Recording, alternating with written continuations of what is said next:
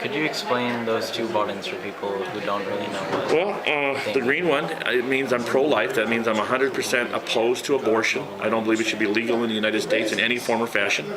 I was actually supposed to be an aborted fetus. My mother was told that if she had any children that she would die and that she was not supposed to have children. I was an accidental pregnancy that happened unexpectedly late in life, and she had to make a decision. And her first two babies that she had when she was younger almost cost her life, and she put her hands in God's hands and said, if you bring me through this safely, I'll dedicate it to God.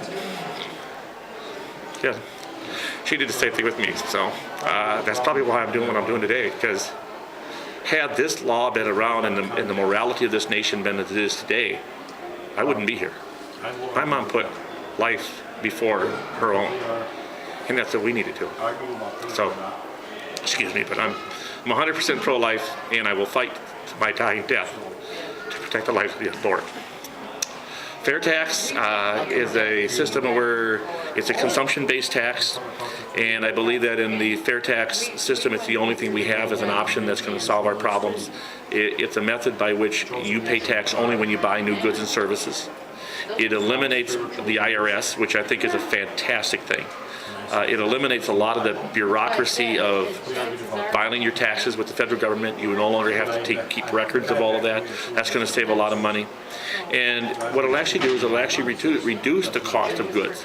Right now, we're paying so many hidden taxes that when we buy a product, we're almost double taxed.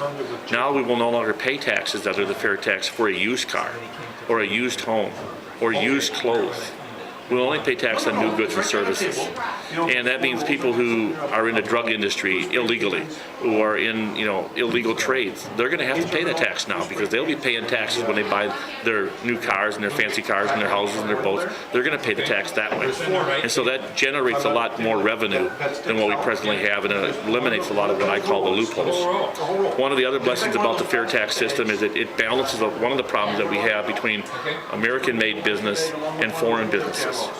Under the fair tax system, everybody pays the tax. Right now, under the income-based system and property tax system, only American businesses pay that tax, not the foreign entities. Now when it comes in, the tax will be generated on those goods and services too, and a lot of it will be taken off the shoulders of our business and industry, which will give them an opportunity to come back to America and work here. Because of the fair tax, there will no longer be the tax on income, which means all this offshore money that people have been funneling overseas will start to come back to America. And I see all the way around it as being a good opportunity. It's not perfect, but it's far better than what we have today. You can check it online. It's just go to fairtax.org and look at it. It makes sense. And the poor are taken care of, because nobody pays taxes up to the poverty level. That all gets back, same as the tax refund you get in the end of the year when you do your taxes.